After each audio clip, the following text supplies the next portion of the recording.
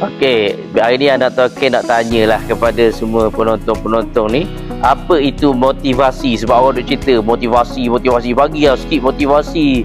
Sebab saya baru nak start niaga ni, saya tak ada motivasi.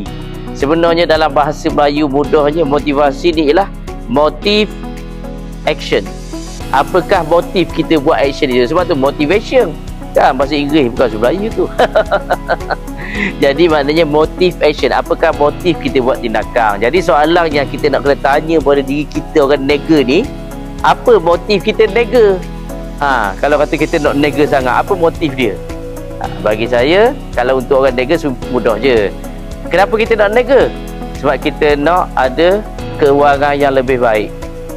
Kewangan yang lebih baik untuk apa? Untuk keluarga kita, untuk anak-anak kita, mak ayah kita, orang sekeliling kita. Sebab bila kita ada kewangan yang lebih baik, kita boleh bantu orang lain pula. Kalau kita sendiri pun cukup-cukup makan je, macam mana? Jadi motivasi dia benda.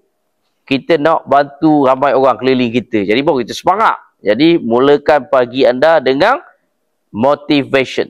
Apakah motif anda buat bisnes hari ini? Okay, bye.